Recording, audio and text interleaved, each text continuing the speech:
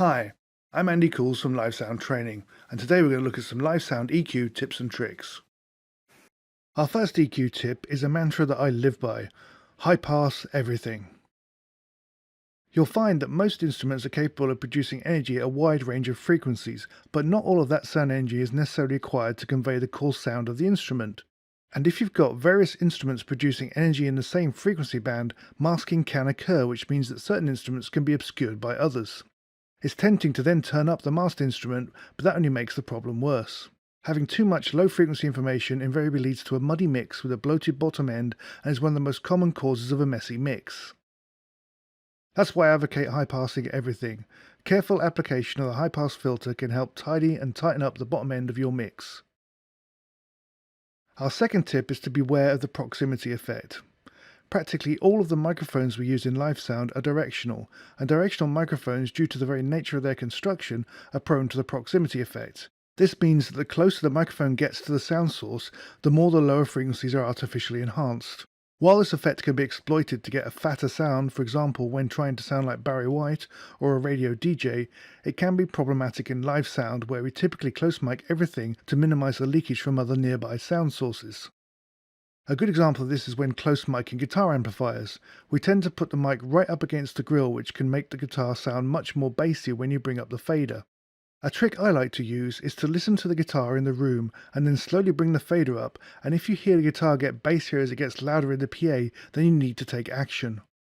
Thankfully, it's quite easy to minimize the proximity effect using our old friend, the high pass filter. An approach I often use is to slowly raise the frequency of the filter until it starts to sound a bit thin, then back it off slightly until it sounds more rounded. So our final tip is to always pay careful attention to your EQ bandwidth. Now, parametric EQ is an extremely powerful tool, but I've noticed students tend to pay more attention to the gain and frequency controls, often ignoring the bandwidth control completely. Obviously, setting the correct frequency and gain are vital to zeroing in on the frequencies you wish to cut or boost, but the bandwidth control enables you to apply that EQ with broad strokes or target with surgical precision.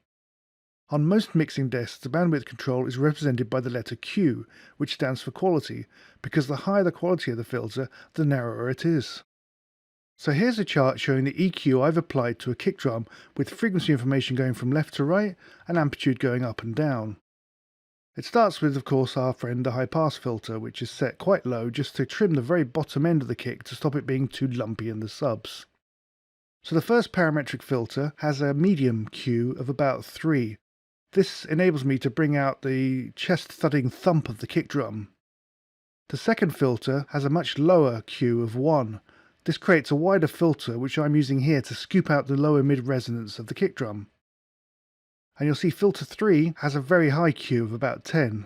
This makes the filter much narrower, enabling me to zero in on the narrow band of frequencies responsible for the click of the drum. If you visit our website, you can download an EQ cheat sheet with more examples like the last one I showed you to help guide you on good EQ practices. There's a link on screen and in information below. If you enjoyed this video, please subscribe and check out our other videos. Thank you and goodbye.